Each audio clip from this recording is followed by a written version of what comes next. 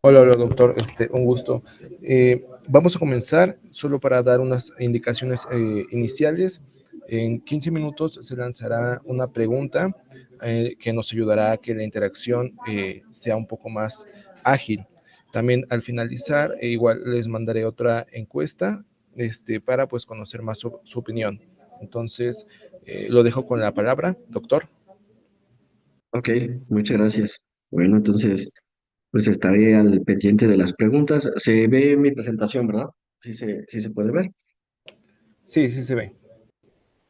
Ok, bueno, pues el día de hoy les voy a platicar un poco sobre un tema que pues es de mucho interés para nuestra población. Después de todo lo que hemos pasado con el COVID, después de estos años de que se presentó esta pandemia, ¿sale? Un evento que fue eh, pues desastroso en muchos sentidos y que también no se presenta normalmente este tipo de evento. Nosotros fuimos testigos desde cierto punto de este evento de pandemia. A partir de este evento cambió totalmente lo que fue el mundo en muchos aspectos, ¿no? Modificó mucho, mucho el mundo. Entonces es un evento muy importante y pues resulta que esto pues no se quedó ahí, no se quedó únicamente en este evento, sino trajo consecuencias de todo tipo, ¿no? Sociales, económicas, y desde el punto de vista médico, de igual forma también tuvo consecuencias y también dejó algunas secuelas que, que es importante que platiquemos de ellas y que es importante que platiquemos de este impacto que nos dejó la enfermedad. Muy bien. Pero bueno, ¿qué es la COVID? Vamos a ver que esta va a ser una enfermedad que es causado por un virus, es el coronavirus, el SARS-CoV-2. Este es un virus de ARN. Y pues bueno, vamos a ver que desde el 2019 que se presentó los primeros o el primer brote de infección por coronavirus en China, en la ciudad de Wuhan, pues fueron sucediendo una serie de acontecimientos de manera muy rápida, ¿no? Yo recuerdo que en la televisión estábamos acostumbrados a ver algunas ciudades asiáticas con gente con cubreboca, ¿no? Y pues de repente a uno se le hacía muy extraño tener contacto con ese tipo de imágenes, ¿no? Se nos hacía, a mí en particular se me hacía muy lejano, se me hacía muy difícil que eso nos alcanzara, pero al final el día de hoy, por ejemplo, cuando alguien va con cubreboca en la calle, para nada se le hace raro a la gente, ya lo normalizamos. Pero desde el 2019 empezó a haber brote de esta enfermedad por este virus, en donde se empezaron a presentar casos inexplicables de neumonía en hospitales de China. Nosotros vimos rápidamente cómo los chinos empezaron a hacer cercos epidemiológicos, creaban hospitales de la nada rapidísimo, y cuando nos dimos cuenta, en cuestión de unos meses, teníamos nosotros ya la infección en nuestro país. La teníamos ya en México, ya estaba en América, estaba en Estados Unidos, ¿no? Y en mi caso, por ejemplo, como médico internista, pues en el hospital donde yo trabajo también ya empezaron a haber casos, ¿no? Sobre todo de personas que venían del extranjero. Fueron los casos que empezaron a azotar pues a nuestro país. La mayoría de ustedes ya conoce pues algo de la historia del virus, pero bueno, es importante hacer como esta pequeña introducción como para adentrarnos un poquito más en el tema. Actualmente, pues nosotros sabemos lo que sucedió durante la pandemia, ¿no? Hubo mucho problema en México a nivel hospitalario, lamentablemente muchas muertes, ¿no? Hubo muchas muertes asociadas a esto. Eh, no estuvimos preparados. De hecho, yo pienso que ningún país, incluso China, estuvieron preparados como para vivir lo que nosotros vivimos, ¿no? lo que cada uno de nosotros vivimos. Nadie realmente estuvo preparado. Algunos países se movilizaron más rápido. México desafortunadamente fue muy lento con respecto a la toma de algunas decisiones y al final eso se vio reflejado con muchas personas que perdieron la vida por la infección, hospitales saturados como nunca los habíamos visto, ¿vale? Y no solamente hospitales públicos, ¿no? Porque pues de repente estaba el pensamiento de que pues no pasa nada, en un caso extremo me voy a un hospital particular. Yo durante la pandemia también trabajé en hospitales particulares y igual los hospitales particulares tenían incluso lista de espera para entrar a hospitalizarse por COVID. Eso lo que generó es que mucha gente se tuvo que atender, tuvo que estar en su casa incluso con tratamiento, ¿no? Hubo mucha consulta a domicilio, muchos pacientes que ellos mismos compraron su oxígeno, ¿no?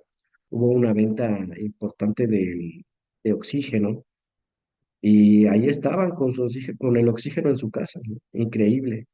Pero incluso me tocó a mí ver algunas consultas domiciliarias en donde estaban los pacientes con el oxígeno y saturando súper bajo y pues la gente luchando por su vida, realmente algo impresionante, ¿no? Doctor, Actualmente perdón que lo ya, interrumpa. Este, durante la sesión nos van a estar haciendo algunas preguntas y yo las voy a ir leyendo. Igual a todo el auditorio quisiera mencionar que las preguntas son anónimas, entonces pueden comentar con toda tranquilidad. La primera pregunta que nos hacen es, ¿qué tan cierto es que el COVID salió porque se convivió de muy cerca con animales en China? una de las teorías pues más importantes con respecto al origen del virus, pues es efectivamente que se asoció a un vector animal, en este caso a los murciélagos. Se estuvo rastreando el origen del virus mediante técnicas de análisis de casos, ¿no? Los pacientes que fueron saliendo infectados fueron analizados, o sea, se tomaron muestras de sangre del tipo de virus que tenían, ¿no? Corroboraron que fuera coronavirus y después de eso se fue haciendo un rastreo del tipo de virus que tenían los pacientes. De esa forma fue como se identificaron los primeros casos y de hecho el origen del virus en la ciudad china de Wuhan, ¿no? Este, es muy importante comentar con lo que yo les decía en un principio. A nosotros se nos hace muy extraño el hecho de quizá cosas que vemos nosotros en el otro lado del mundo, ¿no? Desde el tema de la población masiva que hay en Asia, y las costumbres que tienen allá, ¿no? De repente cuando nos dicen que proviene de un animal, uno se imagina lo peor y piensa lo peor, pero hay mucho contacto con animales, desde alimento, por ejemplo, que tienen algunas costumbres allá que para nosotros se nos harían súper raras, ¿no? Pero ellos tienen cientos de años teniendo ese tipo de costumbres, por lo que, pues cuando uno se pone a analizar el tipo de costumbre, para nada es raro. Ellos tienen una dieta, tienen unas costumbres muy diferentes a nosotros. Y pues muchos de los animales que tienen allá terminan siendo alimento. De hecho, tienen también muchos mercados exóticos allá, de comida exótica, incluso para ellos.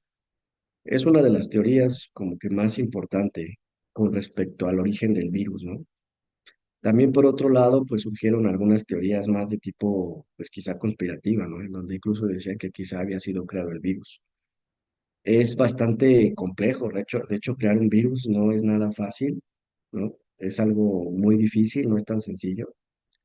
Y y al final llegar al origen exacto, pues no es tan fácil, pero lo que sí era importante en ese momento era identificar el sitio donde surgió para poder cercar esas ciudades y evitar que el virus se expandiera. O sea, realmente nosotros vimos a el gobierno chino haciendo todo el esfuerzo por cercar, hacer ese cerco epidemiológico y evitar que el virus saliera, pero pues fue una situación, como les digo, en la que pues en los humanos no nos habíamos enfrentado y mucho menos no nos habíamos enfrentado con la tecnología que tenemos hoy, ¿no?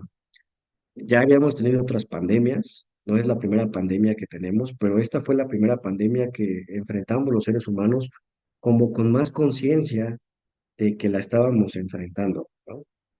Fue la primera vez que nosotros realmente estábamos más conscientes de lo que estaba pasando, ¿no? Porque por la tecnología que tenemos, por los medios de comunicación, por las redes sociales, la información que iba sucediendo del otro lado del mundo se compartía de forma casi inmediata. Entonces nunca habíamos vivido algo como esto. Después de todo este problema que hubo con la atención del COVID en todo el mundo, no solo en México, pues al final empezó posteriormente a llegar el tema de las vacunas, ¿no? Las vacunas, una de las más importantes, quizá todos tengan en mente, es la vacuna Pfizer, en donde, pues como les digo, el ser humano se puso a prueba, porque no es tan fácil sacar medicamentos de ningún tipo tan rápidamente, ¿no? Pero también la industria farmacéutica, pues estamos hablando que ya tiene años de experiencia en el desarrollo de medicamentos.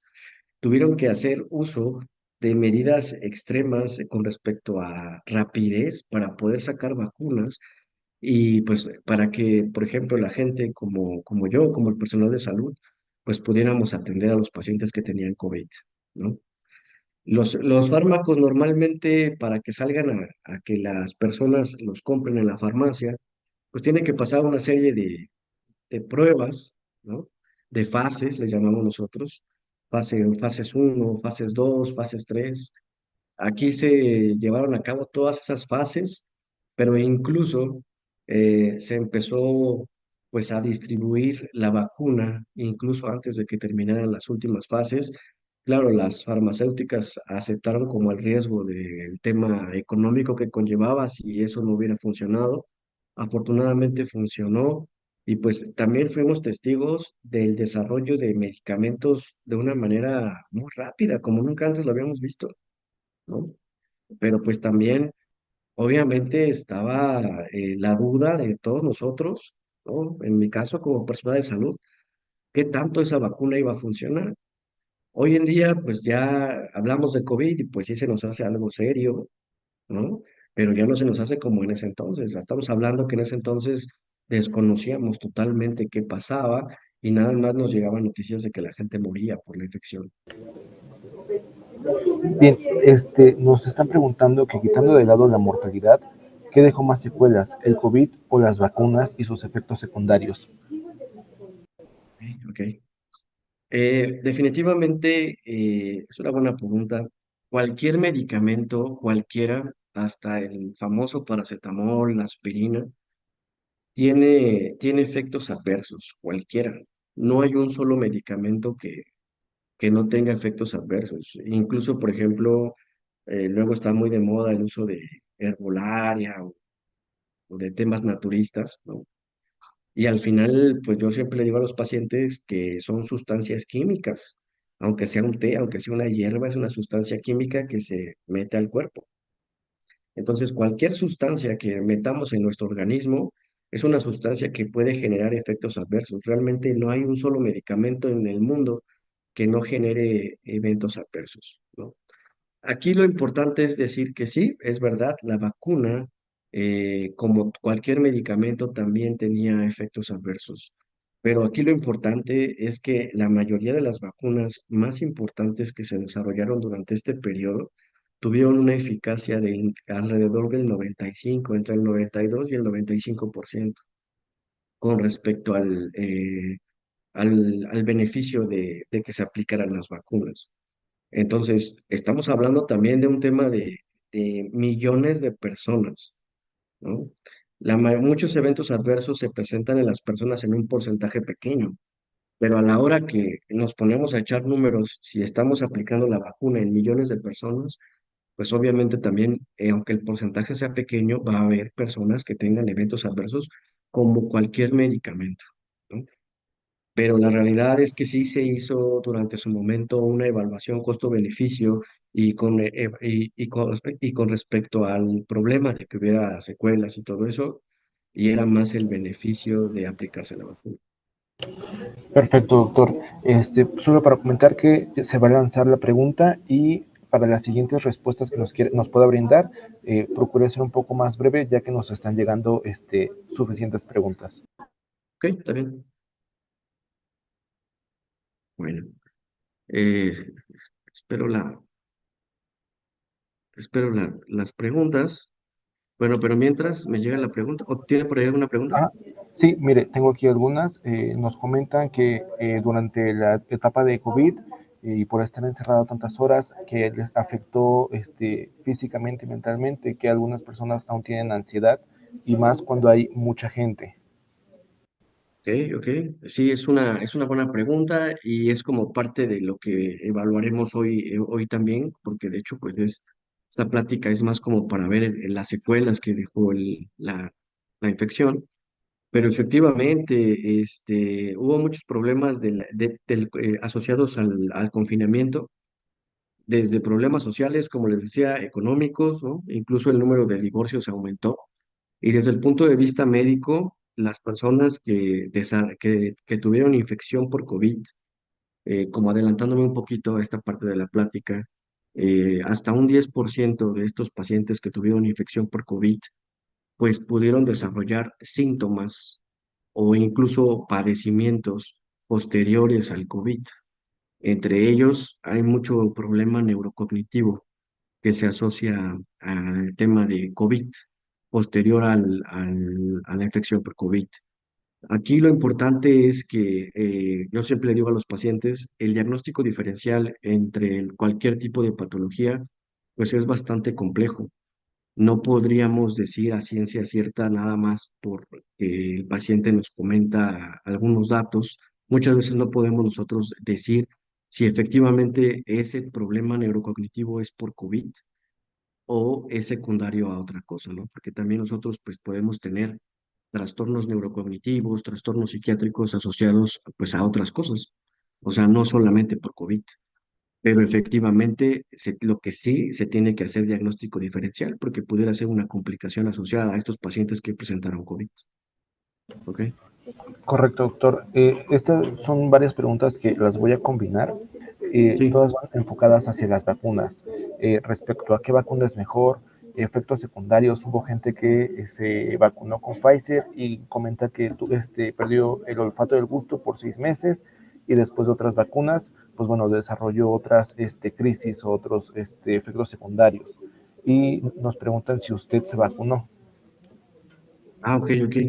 Pues sí, efectivamente, aquí miren, es muy importante estas preguntas, o sea, y qué bueno que las comentan, porque yo creo que son preguntas que mucha gente tiene, pero podemos decir que los eventos adversos más asociados a la vacuna fueron principalmente los eventos que se asociaban a la aplicación local de la vacuna, o sea, dolor en el brazo, molestia muscular, esos fueron lo más frecuente.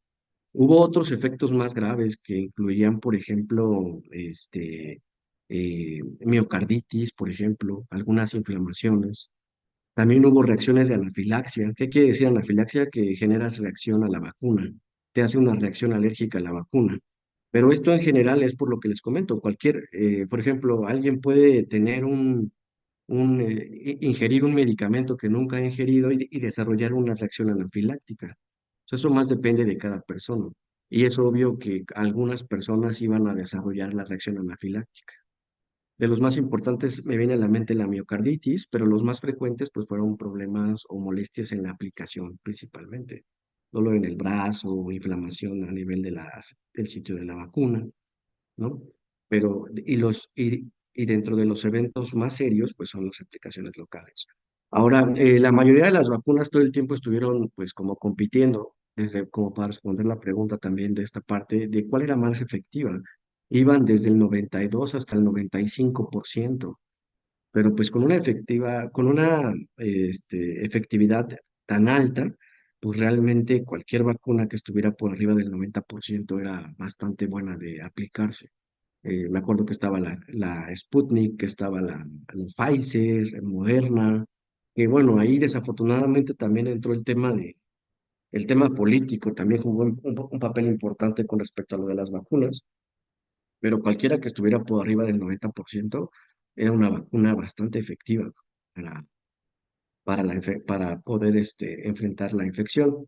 Y por último, sí, yo sí me vacuné. De hecho, pues me tuve que estar aplicando la vacuna en varias ocasiones. A mí me tocó estar pues en centros de referencia COVID, o sea, donde llegaban pacientes con la infección de COVID y donde se estuvo atendiendo exclusivamente COVID y pues tenía que estar vacunado, ¿no? Este, la verdad, yo me vacuné todas las veces pues, que era necesario. ¿Sale? Correcto, doctor.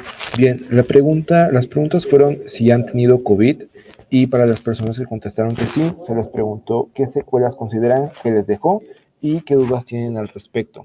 Entonces, a continuación, yo le leeré las respuestas que nos dieron Ok, y para que nos pueda apoyar con su opinión. sí, Eh, una de las preguntas son que les dejó un pequeño silbido en el pecho. ok.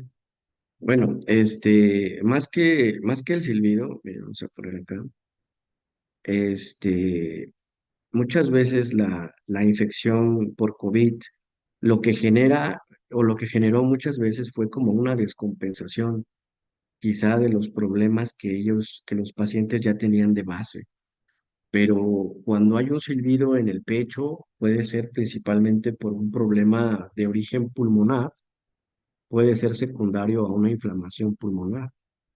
Y pues en cualquier paciente que tiene una infección respiratoria, y una infección respiratoria, pues puede ser también COVID, tiene el riesgo de que genere secuelas de inflamación pulmonar. Incluso la infección por COVID en pacientes que tuvieron un COVID más severo generó, por ejemplo, fibrosis pulmonar, ¿no? Que eso ya es una complicación más seria, pero pues obviamente la fibrosis pulmonar no se diagnostica únicamente con escuchar el silbido en el pecho.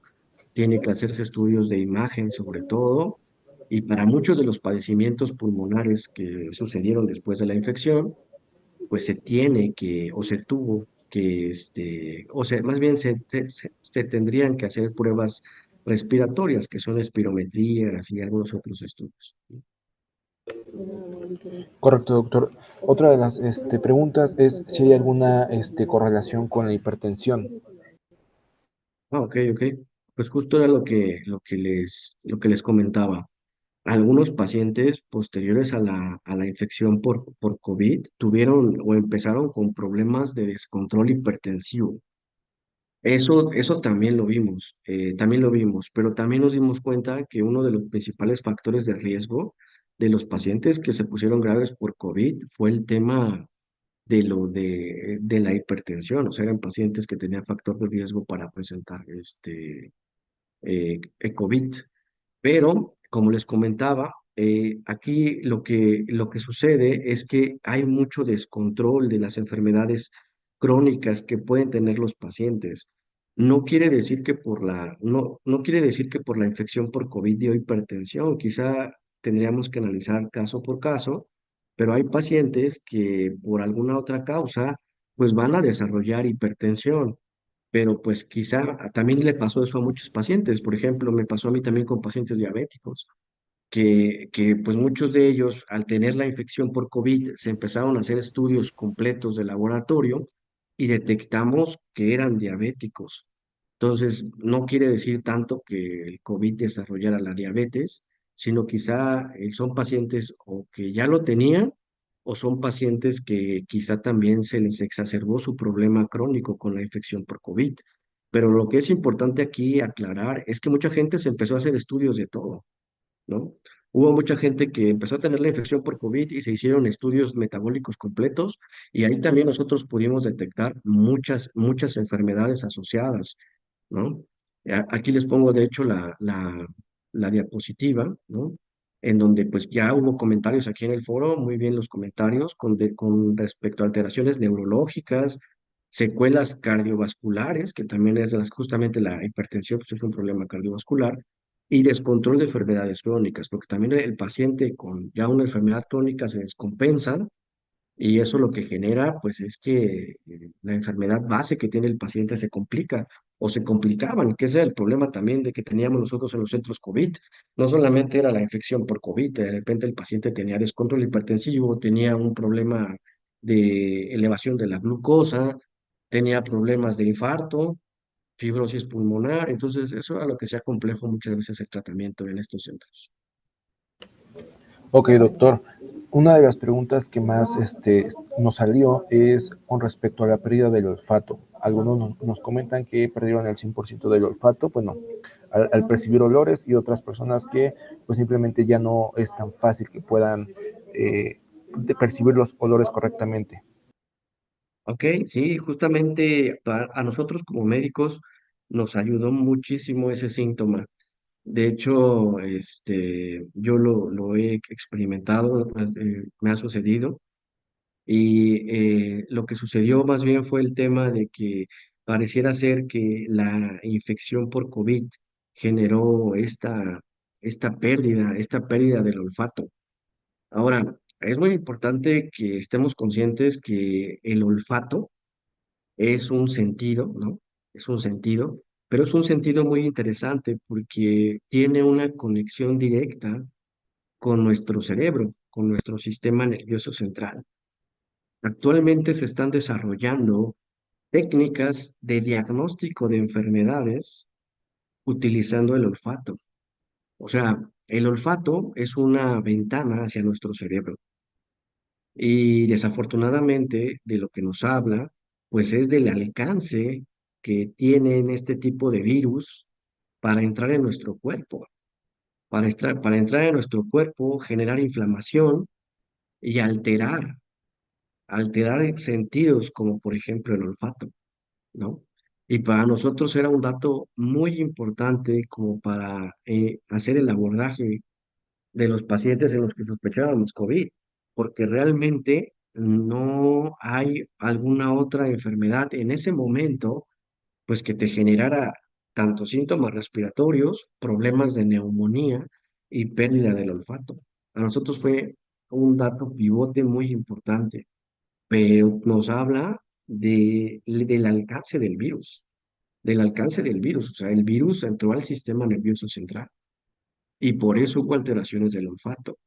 Ahora, por ahí como aprovechando para responder también otra pregunta, la vacuna, decían que la vacuna se generaba problemas del olfato. Pues más bien yo lo que pensaría es que quizá algunos pacientes antes o después de vacunarse presentaron COVID y les generó pérdida del olfato, pero pues no era tan asociado a la vacuna, ¿no? Y pues aprovechando también para comentar esta parte, acuérdense que la vacuna, cualquier tipo de vacuna, pues no tiene la intención de que no nos dé la enfermedad, porque también hay mucha gente se quejó de eso. Pues es que a mí, a pesar de que me vacuné, todas las veces me dio COVID, todas las veces. Así también tuve pacientes.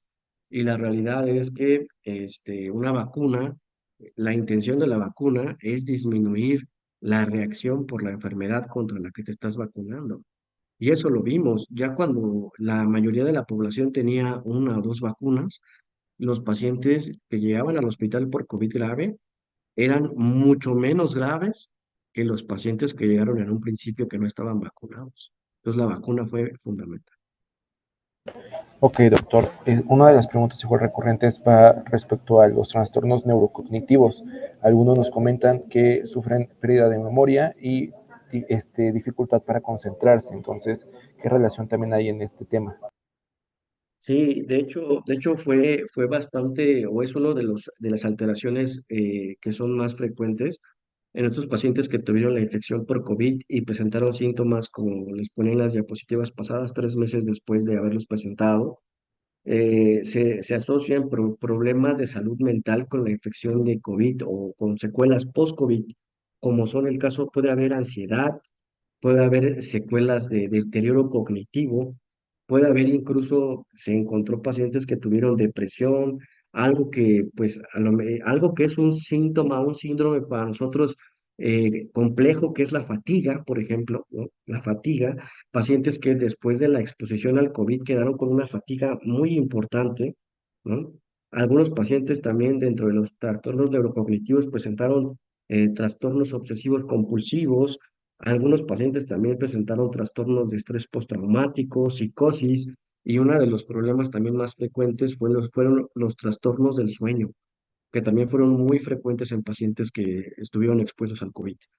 Ahora, como les comentaba anteriormente, aquí el tema es que no podemos nosotros automáticamente asociar esos problemas al COVID, porque desafortunadamente muchos de esos problemas pueden ser por alguna otra razón, o sea, pueden ser por alguna otra causa. Entonces, al presentarse algún trastorno neurocognitivo como cualquiera, como alguno de los que les he comentado, lo que tenemos que hacer es acudir con un médico, en este caso ya sea un neurólogo, un médico internista, para que se evalúe cada uno de los casos y se haga el diagnóstico diferencial, porque, por ejemplo, hablando de temas por ejemplo, de trastornos del sueño, pues los trastornos del sueño son algo también que son muy frecuente en la población, que es muy frecuente en la población, y no necesariamente por el COVID, también por otras razones.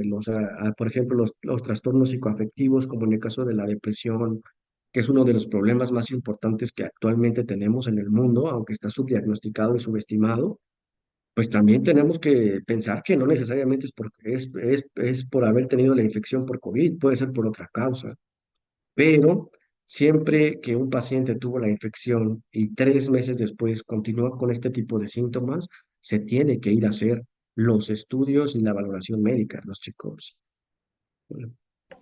Ok, doctor. También nos preguntan si hay relación con eh, cambios en el ciclo menstrual. Ok, pues realmente es un tema que pudiera quizás asociarse a alguna otra cosa, como les decía, por ejemplo, la cuestión metabólica, la cuestión hormonal. Tendríamos que, como les digo, evaluar el caso, hacer un estudio hormonal, porque hay muchas causas que pueden generar trastornos menstruales. Hay desde causas hormonales hasta causas estructurales, por ejemplo, en las mujeres, que pudieran generar alteraciones menstruales. Ahora, de que se llegaron a presentar múltiples alteraciones durante la pandemia, se presentaron, pero realmente tendría que evaluarse cada caso. No podríamos decir que exactamente fue por COVID. Primero tendríamos que hacer un examen general con laboratorios y evaluar un perfil hormonal, porque también es muy frecuente los trastornos menstruales en cada una de las etapas de la vida de la mujer, pero que muchas veces no se abordan, ¿eh? Es muy frecuente, ¿eh? Que nosotros incluso tenemos a veces que mandar al paciente con el endocrinólogo porque tienen pues problemas hormonales asociados a trastorno menstrual. Es bastante complejo. Ok, respecto a todas las enfermedades respiratorias, muchos nos comentan que pues esto hizo que se agraviaran más o incluso que se enfermaran por más tiempo. Entonces, ¿hay alguna forma de poder ir con un especialista? ¿Con qué tipo de especialista tienen que ir para poder tratar este tipo de afecciones? Ok, también es una buena pregunta y es lo que les comentaba. Los pacientes que ya tenían problemas previamente, y sobre todo problemas respiratorios, pues eran pacientes que tenían factor de riesgo para adquirir la infección por COVID, pero fueron también pacientes que se descontrolaron, se descompensaron después de que se infectaron con COVID. Como por ejemplo, ¿quiénes? Pues pacientes que tenían enfermedad pulmonar obstructiva crónica, pacientes que tenían, por ejemplo, asma, ¿no? Pacientes que tenían pues ya problemas de bronquitis, por ejemplo, se descompensaron por la infección por COVID y además tenían riesgo de que les diera la infección por COVID. Sí tienen que ir a revisión, en este caso, pues podría revisarlos medicina interna, también podría revisarlos neumología, y sobre todo, pues comentar y aprovechar esta pregunta para decirles que este tipo de trastornos, como cualquier enfermedad, son muy dinámicas. Las enfermedades no se mantienen estáticas. Las enfermedades en general, pues cambian, ¿no? Hay pacientes que pueden estar controlados 20 años y hay pacientes que de un día a otro no se pueden controlar. Entonces, esto es muy dinámico y sobre todo con este problema de COVID y con las enfermedades previas respiratorias. Fueron pacientes, algunos pacientes que fue muy difícil volver a controlarlos después de la infección por COVID. Algunos todavía tienen problema para controlarse. pero no quiere decir que sea incontrolable. Eso también es el otro mensaje. Con atención médica, ya sea que los revise medicina interna, que los revise neumología, pueden controlarse. O sea, hay muchas estrategias para controlarse. Correcto. Sobre las enfermedades, todo lo que estamos hablando, ¿el COVID se volverá una enfermedad que requiera vacunación anualmente como la influenza? Ah, ok, esa también es muy buena pregunta porque pues de repente vimos COVID por todos lados, el COVID era el principal tema y ahora, por ejemplo, ya no vemos nada de COVID, ¿no? Por ejemplo, actualmente este, está habiendo, por ejemplo, bastantes casos de infecciones respiratorias, tanto en hospitales de referencia como en hospitales generales, actualmente, o sea, en este momento, pero ya no se comenta nada. Y yo creo que eso también tiene que ver un poco con la parte política, y la parte de no saber cómo mostrar este tipo de enfermedades, ¿no? Cómo hacer difusión a estas enfermedades. No supieron cómo, yo creo que en ningún país, no solo en México, ¿no? Ni siquiera en China. Entonces, lo más fácil para muchos gobiernos del mundo fue pues simplemente desaparecerlo. Ya no, pareciera que no existe el COVID. Pero efectivamente, como la influenza, tendríamos que estarnos vacunando.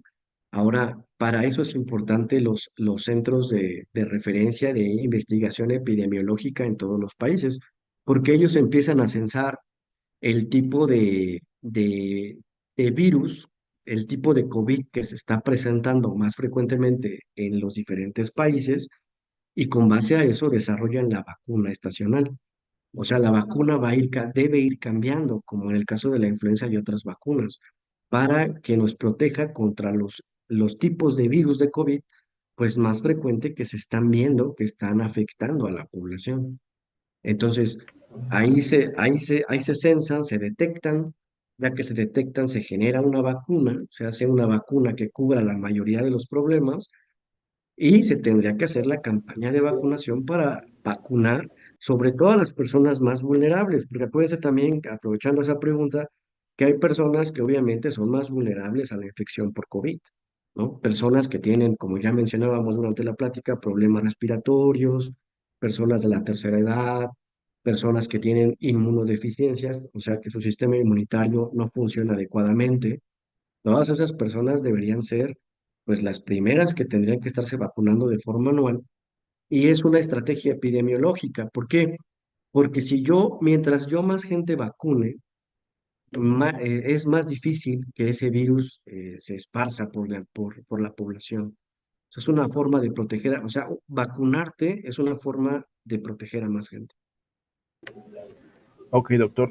Una pregunta que nos hacen también es, ¿qué tan cierto es que una de las secuelas del COVID es la diabetes al haber estado enfermo un año antes?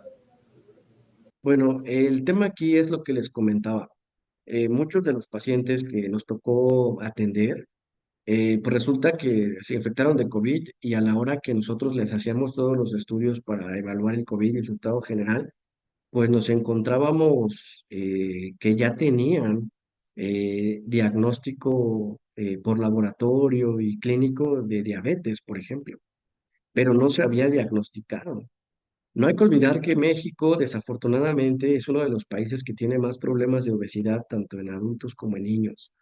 Y la incidencia y la prevalencia de la diabetes en México es altísima, es altísima. Entonces, pues mucha gente, pues más que el COVID les generara la diabetes, quizás se descontrolaron, o sea, fueron pacientes que ya empezaban con datos de diabetes y se descontrolaron por la infección, porque también eso es importante y aprovecho esa pregunta para comentar esta parte.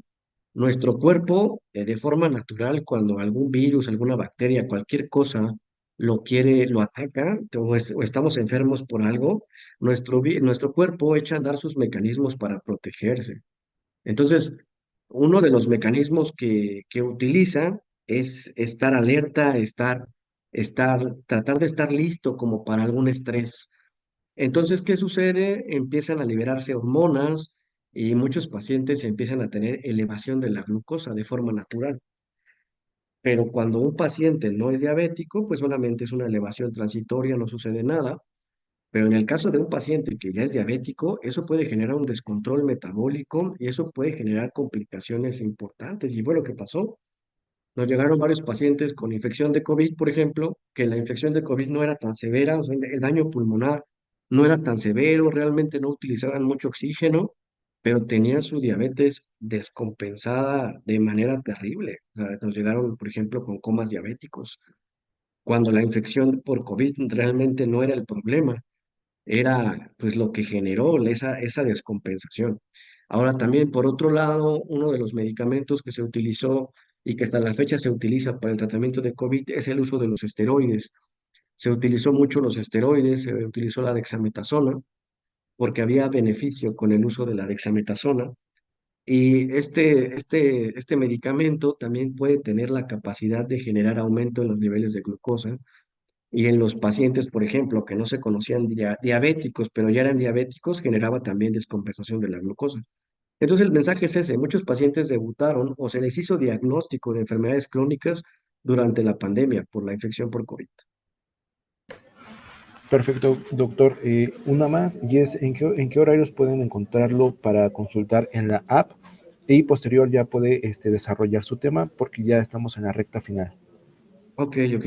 Sí, por lo regular estoy aquí en la aplicación, estoy por las mañanas, mi horario es de 9 a 1 de la tarde, ¿no? En general ahí se puede agendar, y pues la verdad que aprovecho como para comentarles que ahorita lo que hay en la aplicación está súper bien porque por mi parte, pues yo estoy viendo medicina interna, pero también se cuenta en la aplicación con muchas otras especialidades, ¿no? Que a mí me ayuda mucho como internista, porque a veces cuando hacemos el diagnóstico, por ejemplo, de alguna enfermedad o requerimos un complemento diagnóstico, pues se puede referir al paciente con el especialista, con el subespecialista. En este caso, pues tenemos cardiólogos, tenemos endocrinólogos, tenemos dermatólogos, y pues una de las, como les decía, uno de de lo que nos dejó la pandemia, que a mi parecer es algo que está bien, ¿no? Y es muy criticado y todo, y es muy polémico,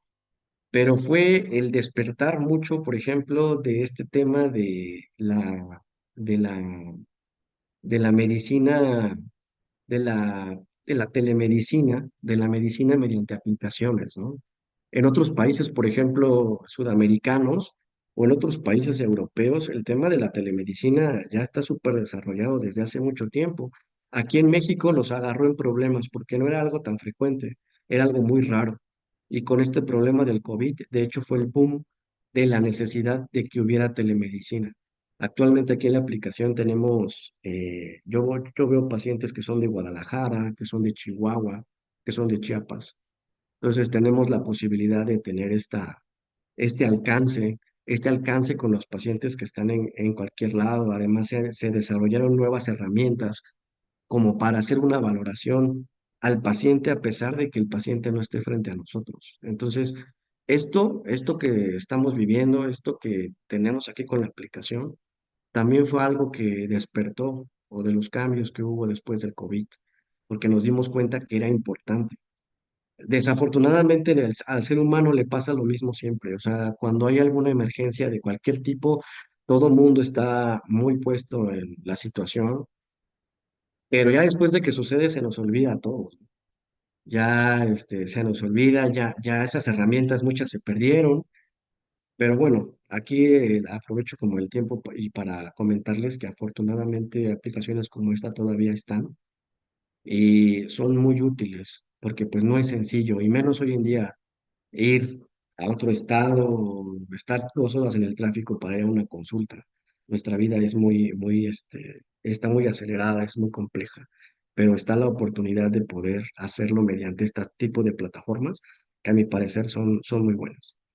Y bueno, en esta parte de lo de las diapositivas, pues aprovechar para comentarles esto, ¿no? E igual les ponía atrás, les ponía la gráfica, pues, de la actualidad con respecto al COVID. El mundo sigue teniendo COVID, el COVID no es que haya desaparecido. Este, Obviamente lo que hicieron las organizaciones de salud fue pues dividir los, los países que tenían más COVID, como en regiones, y por eso les paso esa diapositiva, como para que vean que todavía en muchas regiones está el COVID, ¿no? No ha desaparecido, sigue aquí presente, ¿ok? Y pues bueno, como parte también de lo del tema, este problema de COVID, aprovecho para recalcar, se presenta en pacientes que continúan con síntomas 3 meses después de la infección. Les recalco también que este problema se presentó hasta en el 10% de los pacientes que tuvieron la infección por COVID. Obviamente fue más frecuente en los pacientes que tuvieron COVID más grave, pero no significa que pacientes que no tuvieron la infección por COVID tan grave no se pudiera desarrollar. Yo tengo pacientes actualmente que tienen secuelas del COVID y que tuvieron una infección por COVID leve, entonces también puede ser. Y el mensaje, pues, es el que les he venido comentando. No casarnos con que también es por COVID, porque eso también sería mal, o sea, estaría mal. Tenemos que hacer el diagnóstico diferencial. Y más que nada es la invitación a todos, pues, para que si tienen algún síntoma que les parece sospechoso, que es persistente, tuvieron enfermedad por COVID, pues hay que consultar con algún especialista, ¿no? Es muy importante también hacerse sus check-ups, que eso es algo, por ejemplo, en algunos países es súper básico, e incluso actualmente algunas empresas ya lo piden a sus trabajadores de forma anual. Porque obviamente es mejor prevenir, es mejor que ustedes hagan el esfuerzo por hacer el check-up y se dan cuenta de que todo está bien y no sea como en el escenario de COVID, que se dieron cuenta que eran diabéticos, hipertensos, tenían problemas cardíacos hasta que surgió otro problema. Si lo tratamos, si se aborda desde que está iniciando el trastorno, el problema, el pronóstico siempre va a ser mejor, siempre va a ser mejor. Entonces, aquí les paso esta parte. Ahora, como les comentaba, pues afecta cualquier órgano y sistema. La mayoría han salido reportes se llaman reportes de caso, incluso de escenarios muy extraños, pero que también se encontró asociación al COVID. También les pasaba ya esta otra diapositiva, ya se las había puesto. Por ejemplo, quizá esa parte no la han preguntado, pero también me ha tocado ver pacientes que tuvieron dolor crónico, músculo esquelético o articular. Nos dimos cuenta que pacientes infectados con COVID tenían muchas mialgias, o sea, mucho dolor en los músculos, mucha inflamación. E incluso después de que el cuadro de COVID había pasado, los pacientes continuaban con las molestias a nivel muscular, ¿no? Entonces se les generó una especie de dolor crónico. Otra cosa que también comentar, aprovechar, es la parte de los problemas dermatológicos. Muchos pacientes empezaron a tener problemas dermatológicos en manos, en pliegues. Muchos pacientes debutaron, por ejemplo, con enfermedades de dermatitis atópica y otros padecimientos dermatológicos, ¿no? Entonces, casi a todos los niveles estuvo involucrado este tipo de virus. Ahora, con respecto al tratamiento y las recomendaciones, obviamente, pues en la fase aguda de la infección por COVID, pues el tratamiento es el sostén desde el punto de vista de que pues, se tiene que asegurar la función respiratoria, se tiene que disminuir la inflamación, que al final es una enfermedad que genera inflamación en todo el cuerpo, una inflamación brutal, que eso es mucho de la génesis del porqué de sus problemas o de los problemas que generó el COVID. De hecho, utilizamos para el tratamiento pues antiinflamatorios. También utilizamos para el tratamiento medicamentos para bajar la fiebre, porque también durante la infección hubo pacientes que tuvieron fiebres altísimas que no se bajaban con nada. Y al final, la fiebre, no olvidemos, es un mecanismo mediante el cual el cuerpo se protege. O sea, la fiebre es algo que tenemos nosotros en nuestro cuerpo para protegernos. El problema es que este tipo de problemas como el COVID, pues generó una fiebre descontrolada. Cómo los protegemos de manera rápida? Pues, por ejemplo, en una infección bacteriana, nuestro cuerpo se da cuenta que hay algo extraño, una bacteria extraña en nuestro cuerpo, y empieza a elevar la temperatura porque pues esas células bacterianas, en este caso del ejemplo, pues mueren a temperatura más alta. Entonces el cuerpo es un mecanismo que tiene para protegerse. El problema es que algunas veces, ya sea por enfermedades bastante variadas o infecciones y todo, pues el cuerpo se descontrola con este mecanismo que tiene de protección y pues hay fiebre que no se controla y la fiebre también persistente nos da problemas importantes. Entonces, el tratamiento del COVID pues se basó básicamente en eso, ¿no? Control de la función respiratoria, control de la fiebre, disminución de la inflamación, control y valoración de enfermedades crónicas, ¿no? Esa parte que les comentaba, porque pues desafortunadamente muchos pacientes no eran puro COVID, eran COVID más alguna otra enfermedad crónica. Nos tocó también atender, por ejemplo, mucho paciente con COVID y problemas de cáncer, por ejemplo, leucemias, pacientes que tenían tumores y tenían infecciones por COVID, que a lo que les comentaba, pacientes que tenían inmunodepresión, que estaban en tratamiento con quimioterapia, por ejemplo, que eran susceptibles a infección por COVID. También lo vivimos, eso fue lo que hizo más complejo el tratamiento de estos pacientes. Algo muy importante, pues va a ser obviamente consultar a su médico, ¿no? Actualmente tenemos ya mil y una herramientas en Internet que nos van a decir algo con respecto a lo que ustedes pregunten. Pero yo mismo he intentado hacer esos chequeos en Internet y desafortunadamente, no sé por qué, pero son súper alarmistas. O sea, si ustedes le ponen ahí fiebre, va a salir fiebre por lo más terrible del mundo. Y muchos pacientes vienen con nosotros muy asustados y ya muy sugestionados porque estuvieron buscando un síntoma y el síntoma les puso que tenían cáncer y entonces no, o sea, el problema es que al haber tanta información también genera mucha desinformación y mucha confusión entre los pacientes. Lo ideal es mejor que acudan con su médico especialista, ya sea su médico de cabecera, su médico internista, su médico subespecialista, y pregunte directamente las dudas, porque en esa consulta, pues se va a especificar y se va a aterrizar el problema. Internet lamentablemente está lleno de cosas pues, que muchas veces ni siquiera son. Ahora, algo también importante es no automedicarse.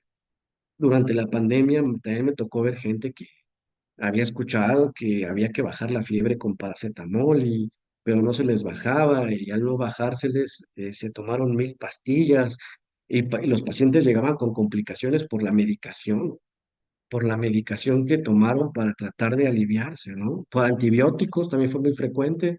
La gente que llegó con 1000 antibióticos que pensaban que así se iba a quitar el COVID, tampoco esa es la solución. Entonces, muy importante no automedicarse, porque muchas veces puede haber problemas, pueden ustedes tener problemas por estarse automedicando, puede ser peligroso, no solo en el caso de COVID, en el caso de cualquier enfermedad. Algo importante también, el tema del check-up de rutina, que ya lo comentaba, por lo menos una vez al año en adultos. Obviamente tener una alimentación saludable, porque pues una persona que tiene aumento de riesgo cardiovascular, obesidad, ya de por sí es un estado inflamatorio que le genera riesgo a muchas cosas. Y por último, no olvidar la actividad física, que igual es muy importante. ¿Sale? No sé si hay alguna otra pregunta, algún otro comentario. No, no, por el momento no, doctor. Le agradezco mucho toda la información que nos ha brindado. Creo que a todo el público nos ha quedado muy claro muchos temas respecto a lo que sucedió en el COVID. Nada más para terminar, cuando termine la sesión, les aparecerá una encuesta a todos nuestros participantes en donde podrán sugerirnos temas nuevos que podremos tomar en cuenta para próximos webinars. ¿Sí? Bueno, pues muchas gracias a todos por este momento. La verdad que yo muy contento de compartir aquí con ustedes.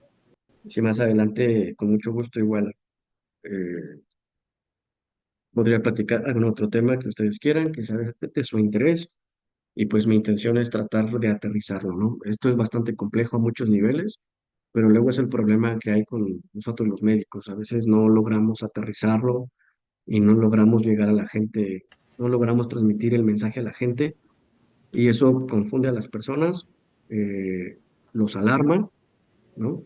Los deja muy estresados, cuando la intención de la valoración de un médico debería ser, pues, tratar de encontrar una solución al problema del paciente, tranquilizar al paciente y sobre todo acompañarlos. ¿Sale? Muchas gracias. Es correcto, doctor. Igual a todos nuestros oyentes, recuerden que pueden entrar a la aplicación de Midoc Online y pues consultar ahí con el doctor Eduardo o con otros médicos internistas para igual solucionar todas sus dudas.